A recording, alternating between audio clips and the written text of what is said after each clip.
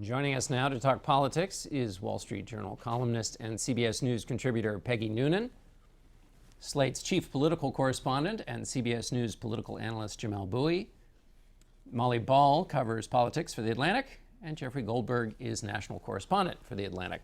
Peggy Noonan, where is the Republican race? Is it over? Donald Trump got it?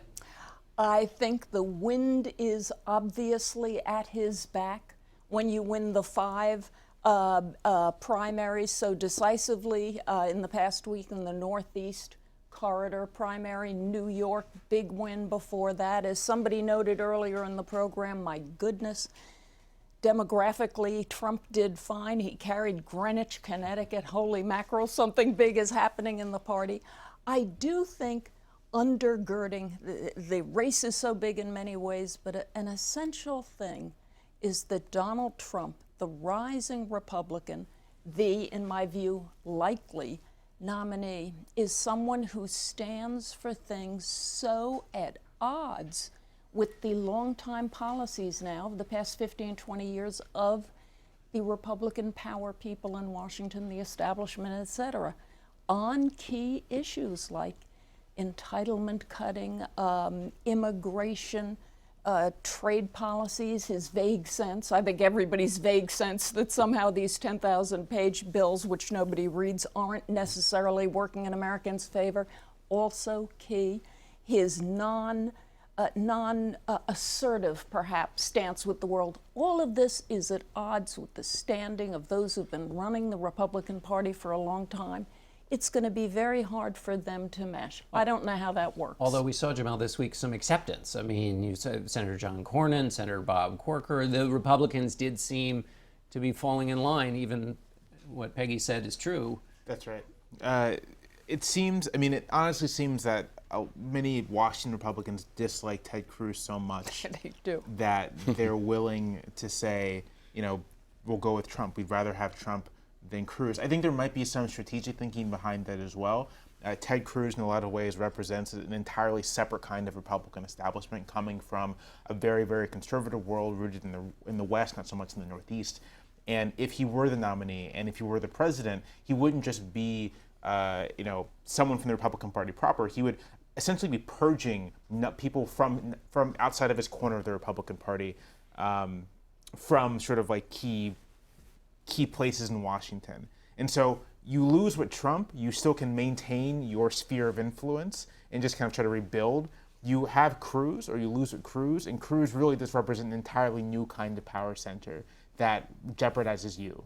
Molly, what do you make of where Trump is right now? I think it's funny that you say that, because I've heard some Republicans make the opposite argument, right?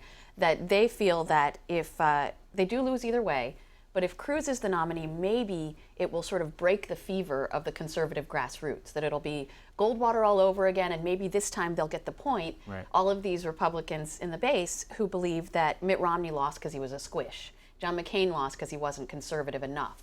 And so, but this Republican faction I'm talking about doesn't see anything constructive coming from a Trump nomination, because he is such an aberration. As Peggy was saying, he doesn't represent a strain of Republican thought.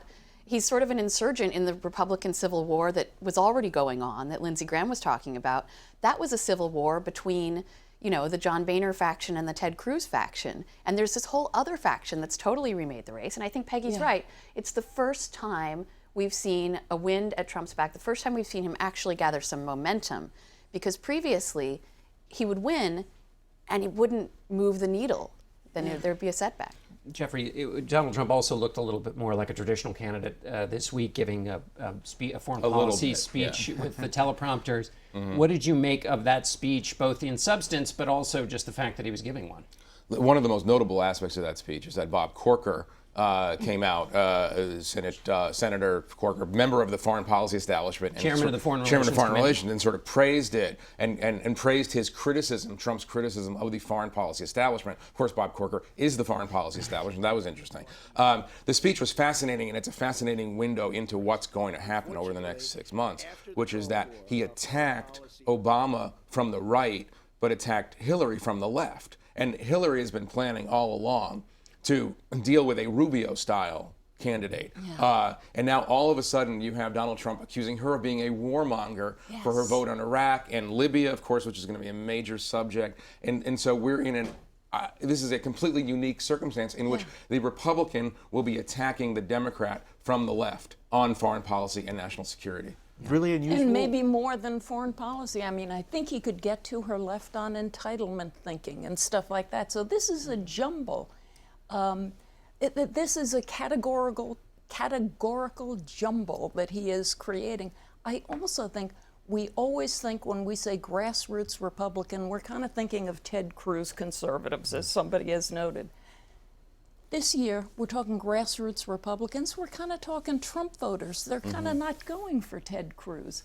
That's a whole surprising thing. It's almost as if it's not the base versus the establishment, which I think you've noted, which is what we're used to, but the base surprising the establishment and changing part of its nature, I think. Certainly. I was just going to say real quickly, for as much as Trump may scramble categories in the fall, I tend to think that we're not even going to be able to get to that point conversation-wise if Trump is continuously going after Hillary Clinton for being a woman and going after various demographic groups. I mean, this is the thing that constantly strikes me about the Trump campaign. 55% of American voters are women, right? So even if most of those are not going to just pull a lever for Hillary Clinton, if you are attacking a candidate on the basis of her gender, I think you just risk losing outright. And so I think what's funny about this election, and will be in the fall if Trump is the nominee, is that there are all these ways in which he could scramble categories.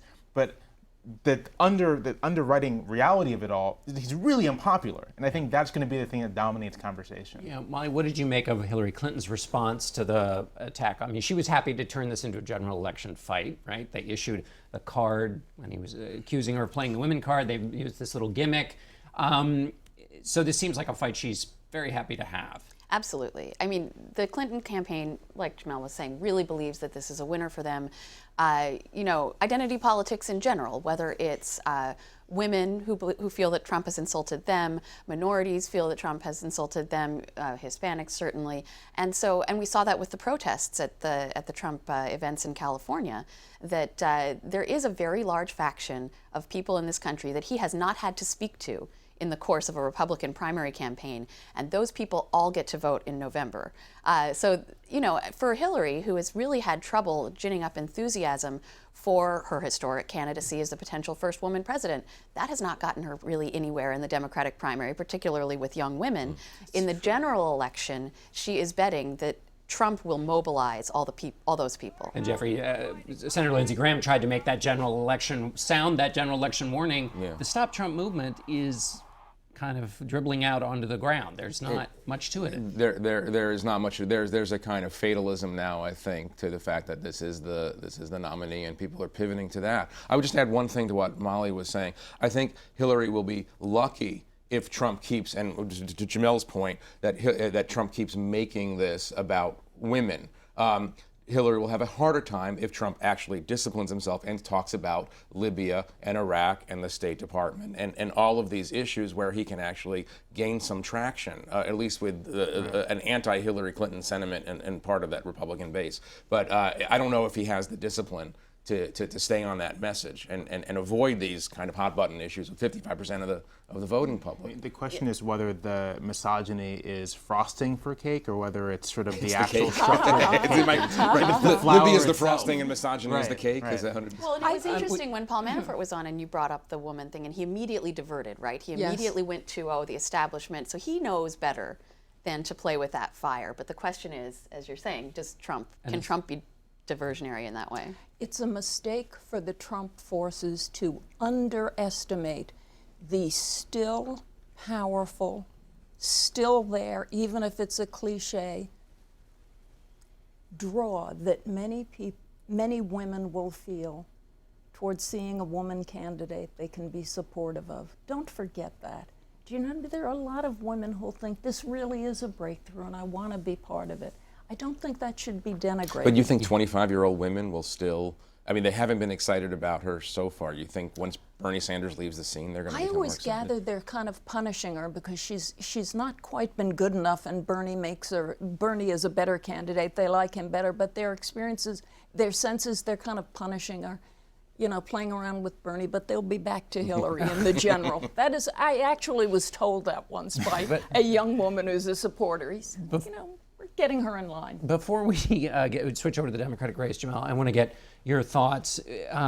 Ted Cruz is still fighting hard, trying to do well in Indiana. He named Carly Fiorina. What's what's your, at the end of the week, what do we think about the naming of a vice president before you get the nomination? So I've been really racking my brain about this one because it strikes me as very strange. I don't think it gathers Cruz any particular electoral benefit. It reeks of desperation in a lot of ways. Someone who's clearly losing, and then he does this gamble involving another candidate who didn't catch fire in the first place. Part of me thinks that this might be an attempt by Cruz, looking past Indiana, looking past the primary, but just to position himself in the fall as like the standard bearer of conservatism, not even leave the Republican Party aside, but he is the conservative candidate, and whether he runs a third party race, I don't know, but to kind of in sort of conservative mind say, I was your other choice, I'm the conservative candidate, and we can leave the Republican Party to wither with Trump, but I am still here. Molly, let's switch now to the Democrats. Bernie Sanders said he's running as hard as he ever has to defeat Hillary Clinton. What's really going on? He says that he is, so I believe him. But it was a remarkably defiant Bernie Sanders who we just heard, and that surprised me a little bit because this week, after the loss that he suffered, he in those primaries, he issued this statement saying that his primary goal was to get his issues on the agenda at the Democratic Convention, to have as many delegates as possible to influence the platform. And that seemed like an admission of defeat. That seemed like he was saying, I know I can't be the nominee, but I want to affect what our party stands for going forward. That would be a completely reasonable thing for him to want. And a lot of his supporters are realizing that it is almost mathematically impossible for him to get the nomination under the rules that govern the process.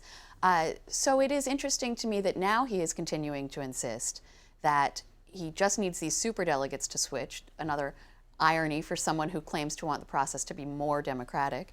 But so it'll be interesting to see how he proceeds.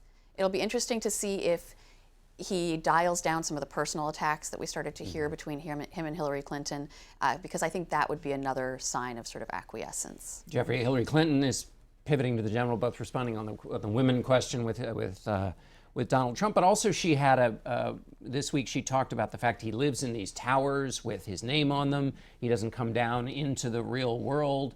What do you think about that argument and her movement? And there are other candidates in the race who could make arguments about the real world probably better than Hillary Clinton, but there's something to that. I mean, I think I've been thinking a lot about how much Bernie Sanders will have an influence over the course. I mean, as he talked to you about just a minute ago, the course of the Democratic Party.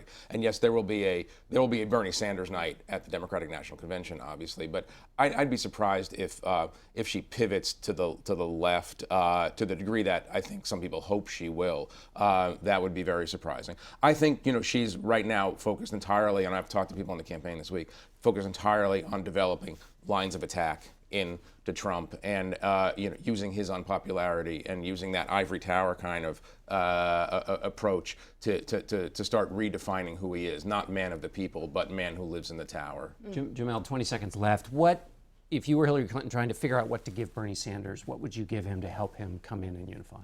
I would give him different rules to the Democratic primaries, more open primaries, fewer closed primaries, and kind of make it easier for Sanders-style candidates to do better in the primary process. All right, excellent, Jamelle. Thank you. Peggy, Jeffrey, Molly, thank you all very much. And we'll be right back with more highlights from last night's dinner.